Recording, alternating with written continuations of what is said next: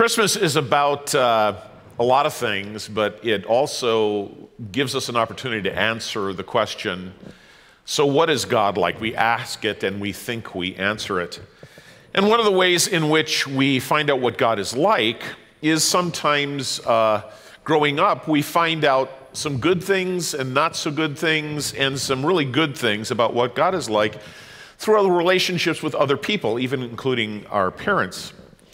Well, when I was about 3 years old, I grew up close to the North Pole in the state called North Dakota, where it snows like 10 months out of the year. And I was about 3 years old, and my dad and mom pastored a number of churches out in a rural area, and they were different Sundays in different places. Sunday morning, different place. Wednesday night, different place.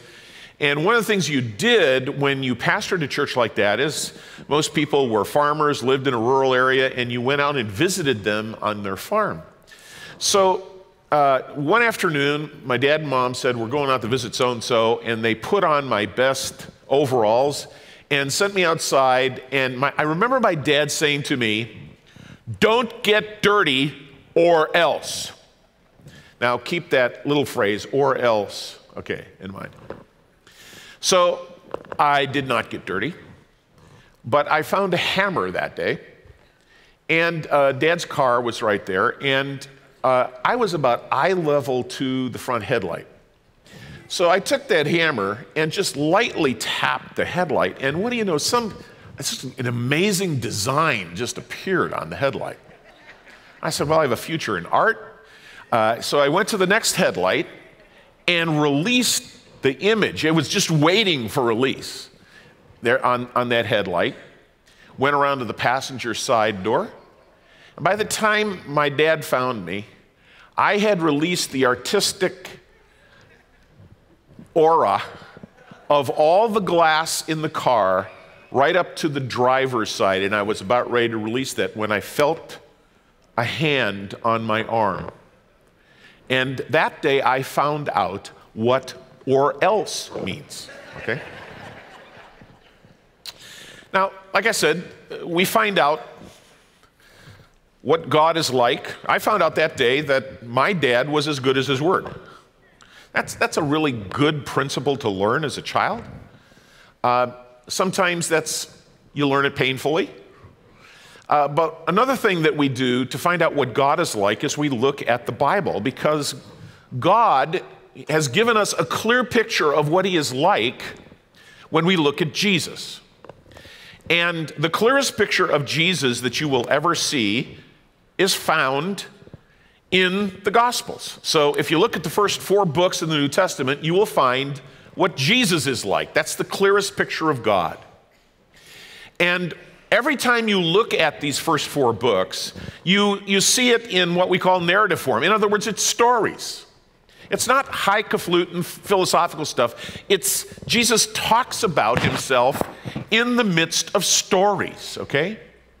So one of the stories that is very important for us, and one that we see during this time of year, is the Christmas story. And I want you to turn to Luke chapter 2, because here's a story that you have heard many times, but I want to use it as a way to get an insight into what God is like. This is what God is like.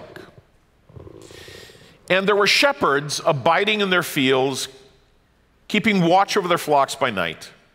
An angel of the Lord appeared to them, and the glory of the Lord shone around them, and they were terrified. But the angel said to them, "Do not be afraid. I bring you good news of great joy that will be for all the people. Today in the town of David, a Savior has been born. He is Christ the Lord.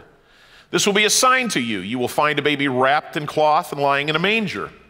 Suddenly, a great company of the heavenly host appeared with the angel, praising God and saying, "Glory to God in the highest, and on earth peace to men on whom his favor rests." When the angels had left them and gone into heaven, and the shepherds said to one another, "Let's go to Bethlehem and see this thing that has happened, which the Lord has told us about." So they hurried off and found Mary and Joseph and the baby who was lying in the manger. When they had seen him, they spread the word concerning what had been told them about the child, and all who heard it were amazed at what the shepherds said to them. So when we look at this picture, we usually have a picture of a hillside. Shepherds out there, beautiful little woolly sheep jumping around, just a wonderful place. There's a brook running through the hillside, clear water. You've got a beautiful starry night, and the shepherds are just sort of hanging out. This is a great job, not much to do, just watch over these sheep who, periodically get in a little bit of trouble, but it's really a cush job. If that is your perspective, you could not be further from the truth. That's not the picture that's here. In fact, the hillside has very little grass on it. It has mostly rocks. You got to go a long way to find anything to eat for these sheep. And if you've ever been around sheep, they may be nice and cute, but they grow up to smell. Okay, so here you are, smelly sheep running across the rocks. The brook doesn't run except when it rains, and then it's certainly not clear. It's full of mud and all kinds of crud that come through the draw. And the shepherds are not at a cush job. They, in fact, are the most reviled people in their society. So low on the totem pole are they in society that they cannot even go into a court of law and testify. They are not trusted. A number of years ago, I had an opportunity to go to southern Africa. There's a little nation there called the Kingdom of Lesotho. It's a kingdom because it has a king. And the king actually owns the cattle on 1,000 hills, and goats and sheep too. And he has his brand on those, and there are little shepherd guys who sit on the hillsides. There are no fences. The king's livestock goes where it jolly well pleases, but these little guys take care of watching over the king's livestock.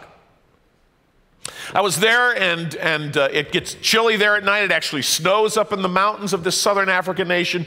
And I was driving through with some tribesmen there, and I said, could I stop and take a picture?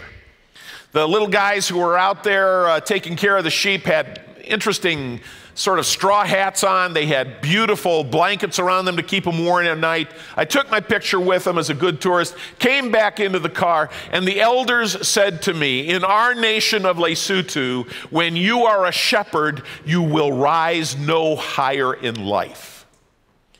And I realized that some stuff doesn't change in this world.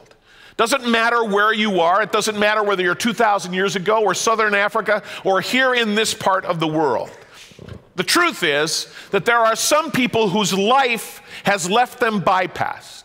They have had stuff happen to them. They have choices made in their life in which society basically looks at them and says, loser. Basically says, you know what, just sort of stay out of my way. But what I want to tell you here today is that the good news of the birth of Jesus Christ comes to those losers first. It does not come to those who are high and mighty. It comes to those who have been bypassed by all measures of society. Those are the people who hear it first. That is what God is like. God is like someone who comes after you even when you think you have lost everything, even when you think you have done something that will keep you even from God's love. No, he pursues you. And in this story, we see the truth. The truth is we have a redeeming God. A God who has not forgotten us when we have forgotten him. A God who comes after us when we have run the other way. That is what happens on this hillside. And those angels say to the shepherds, do not be afraid. Now, it's understandable they would say that. You're out in the hillside, your life is sort of the same old all the time. And on that night, angels show up. Giant laser show shows up. You're out in the middle of the dark. There's no kinds of light. All you have is the stars or the moon that is shining. And that night there is this angelic host that comes with unbelievable music, unbelievable light show. It's any wonder you would be afraid. But here's another truth. When your life has gone down the tubes, when choices made for you and choices you've made for yourself have sort of gone into a spiral, the truth is that any kind of news that comes to you inevitably is bad news. It's like same old, more of the same, rejection here, no there, everything goes wrong. In the middle of that, the news that the angel brings to the guys whose society has passed by is, don't be afraid. What you're going to hear next is not going to rip you off. It is going to change your life. And so, this message is not just a message that comes to sort of say, well, that's a good thought. Why don't we have coffee over that? Why don't we go down to Starbucks and just talk about this? This is not what this message is about. This message is about the fact that it rearranges people's lives, and we see that happen in this story. These shepherds, who I've just described to you, have been basically profiled by their society to be losers. The only thing they're capable of doing is herding smelly sheep. Stay in your place and everything will be fine. But that news that comes to these shepherds not only gives them a possibility of looking up and having some hope, but actually transforms the way they see themselves. A couple years ago, I was working in Latin America, and the ministry that we had called Latin America Child Care worked with basically planting churches and schools simultaneously, elementary schools simultaneously, in some of the worst areas in large cities and rural areas of Central America. I was working in the nation of Costa Rica, and I met a little boy whose story I'd like to tell you. His name was Emmanuel. He's typical of a lot of kids in these schools that we have in these barrios. And his parents had lived out in a coastal area where they worked picking bananas. And they had heard that there was an American factory that was coming to a clothes factory in a city, the capital city, San Jose. And so they left their banana picking job and went to the city to find a better job. They got there and realized that all the better jobs had been taken, and they were sort of left without a job either at the factory or back at the banana plantation. So they ended up, as typical of so many people, on a hillside in San Jose in a tin shack. The father just was embarrassed, and he made some poor decisions. He began drinking and doing drugs. What little money he had, he went off the deep end. Began beating his wife, began beating his children.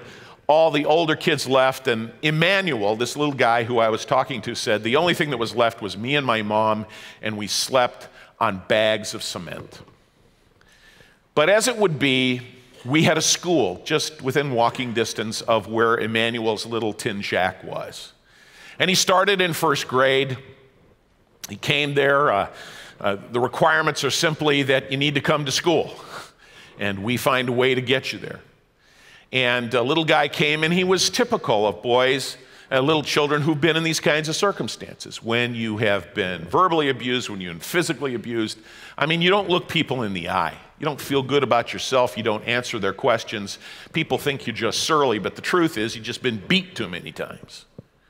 And so this little guy was that kind of guy. The first grade teacher said, when I ask a question, he won't answer me. He won't look me in the eye. He can't put two words together in a sentence. Typical of a child like this. But one weekday, there was a chapel that was held. The school was right next to the church, and there were chapels on a regular basis. And little guy heard a gospel message, responded to it, and his life began to change. Happened in small ways. It happened like he would actually answer questions with 4 words in a sentence. He would actually look you in the eye when you asked him a question. He would actually ask questions himself. As it were, in about second grade or so, his dad came home one week, and little Emmanuel had enough confidence to ask his father, who had beat him regularly within an inch of his life, to come to church. That day, his father followed Jesus Christ as Savior. Then we heard that the brothers and sisters heard the dad was home, and things were actually pretty good, and they came home. Long story short, this entire family began to be put back intact. That's what the power of the gospel does. It puts families back together. It transforms and gets rid of the stuff that had hindered them from being whole and together. Now, they weren't making great money, but at least they weren't spending it on dope. They were actually eating. That's a big bit of progress. So what you see here is a child who's beginning to blossom, not because he's certainly smart, but this is not about even great teaching. This is about the power of the gospel that transforms lives when society has said they're nothing but losers. So this guy begins to realize he has capabilities to speak. Teachers began helping him memorize long Spanish epics.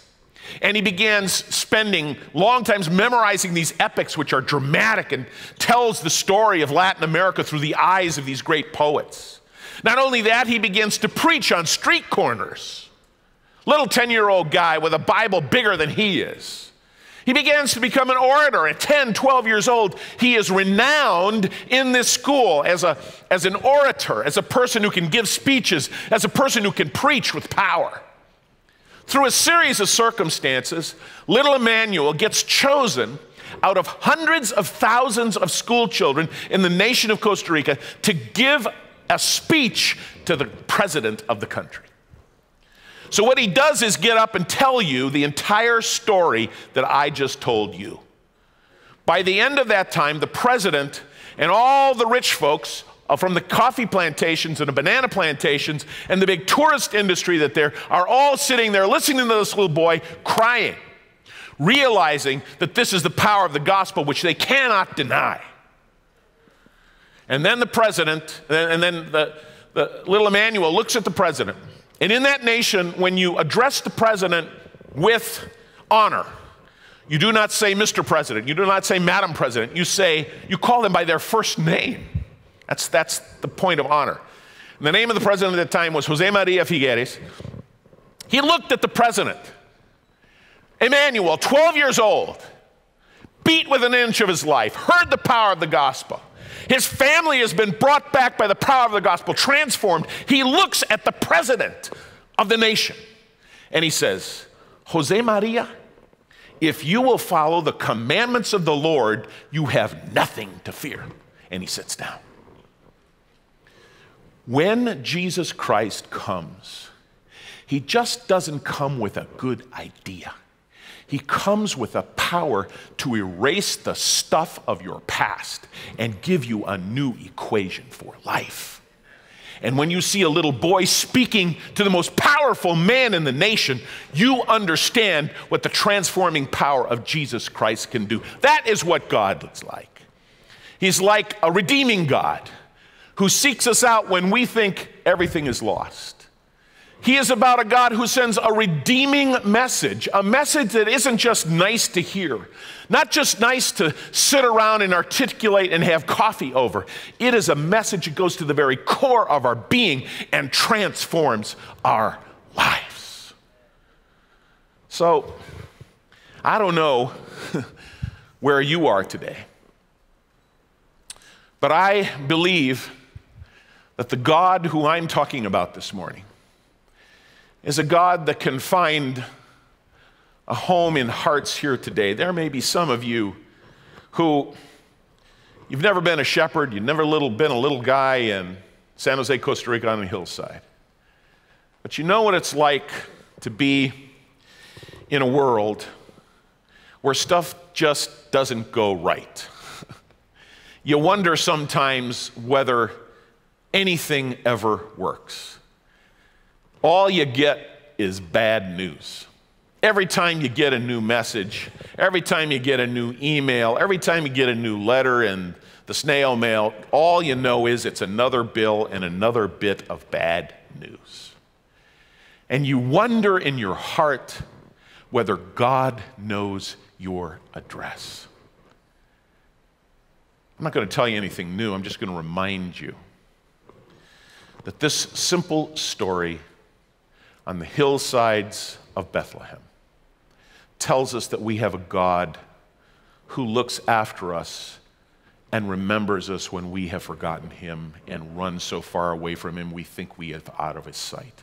That is not true. He will find us. I'm here to tell you today that decisions made for you and decisions you've made for yourself do not neutralize you. There is a redeeming message that changes people's lives. It starts from the inside out, and you are a prime candidate. The rest of this story you can see in verses 16 through 18. One of the things that happens is they hurried off. So they found Jesus, they found Mary and Joseph. They saw that what the angels had said was absolutely true.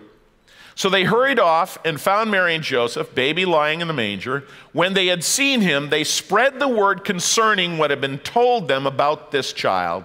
And all who heard it were amazed at what the shepherds said to them. Not only were they amazed at what the shepherds said, they were amazed it was the shepherds who were saying it. They were amazed that these people who they thought should be on the other side of the street, these people who you would least expect anything good out of, actually were people who were testifying to something that had transformed their lives, and they actually saw it in these shepherds' lives. But the fact that they looked these people in the eye and said, you know what?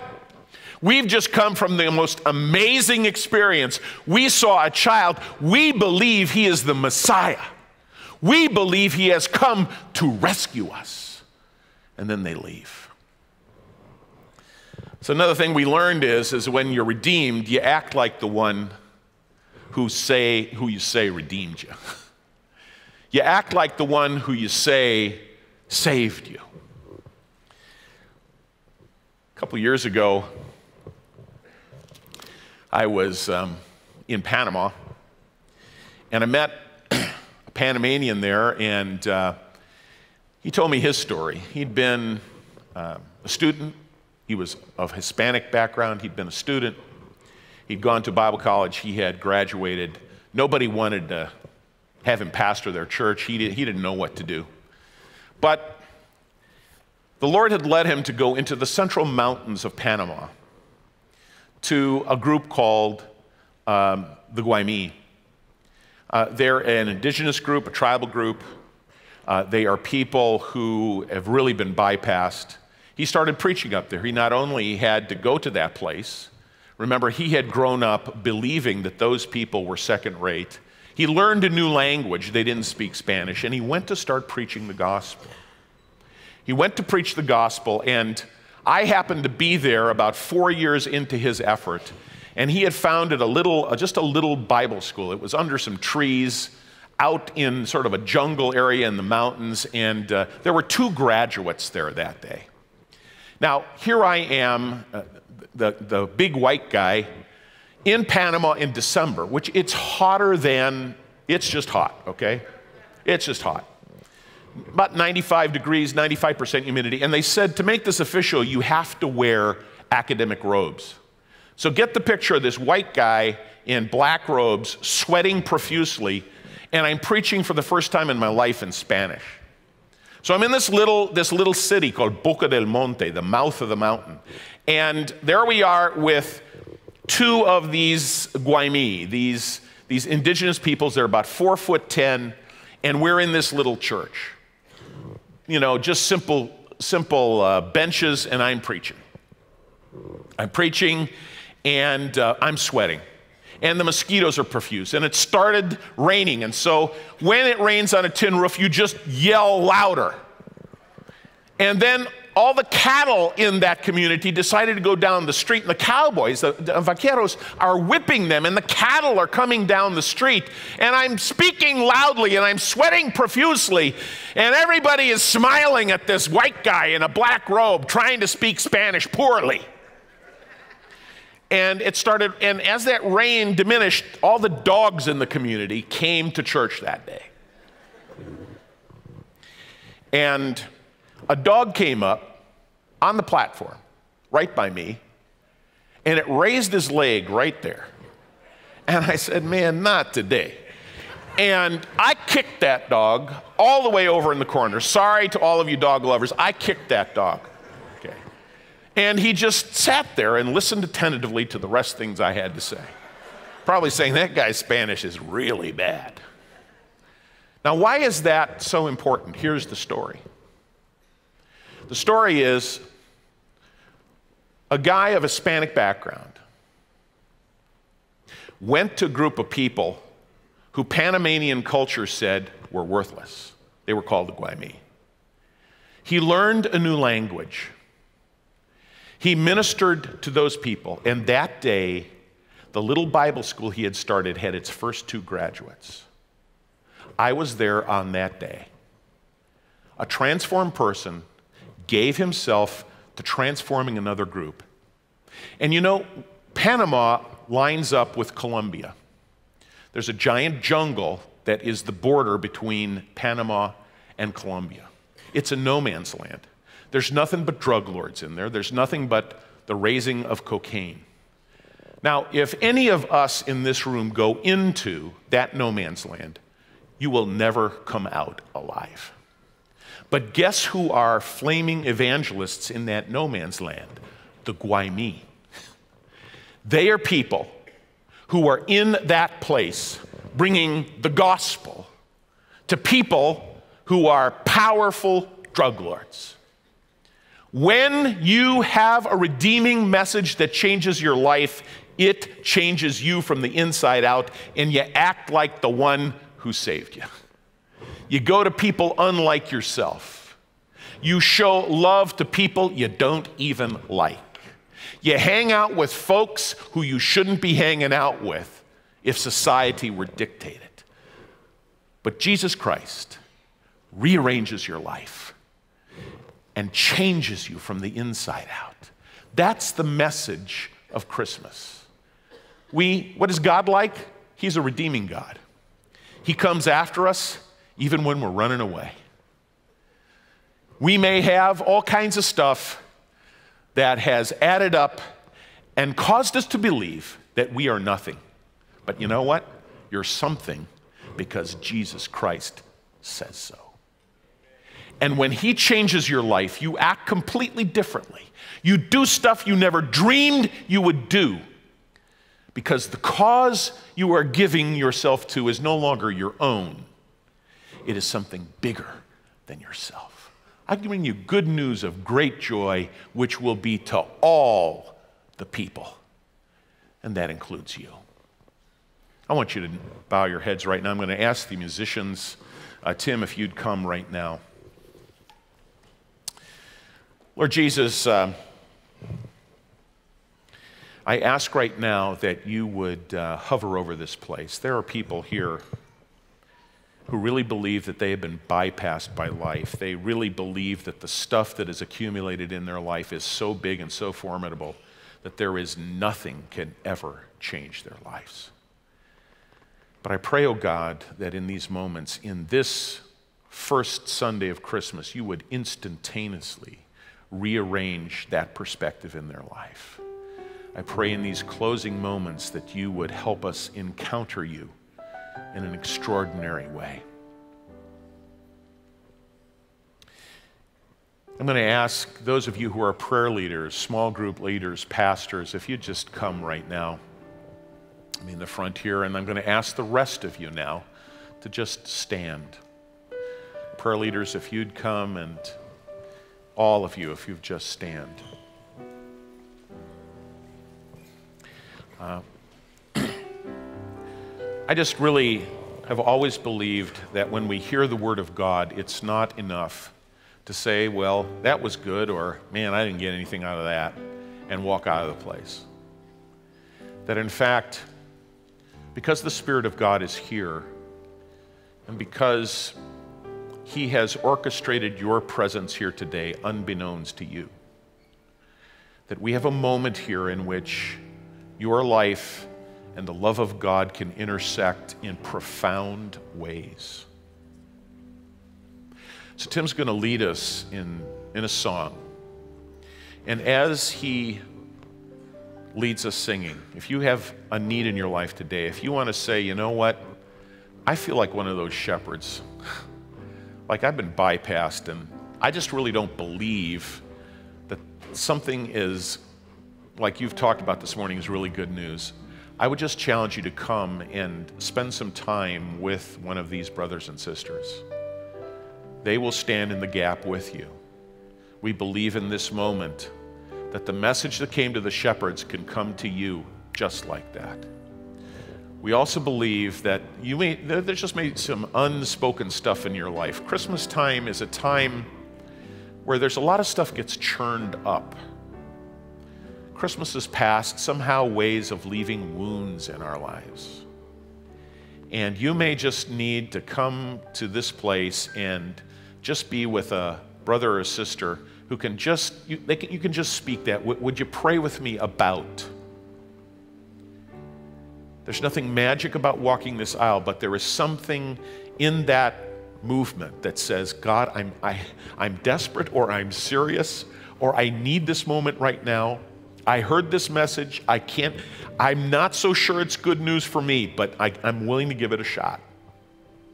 As Tim leads us, if you're desperate today, or you just need somebody to come and just be with you and put their arms around you and say, you're going to make it through this Christmas season,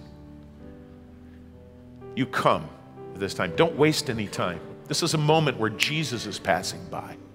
Come as Tim leads us.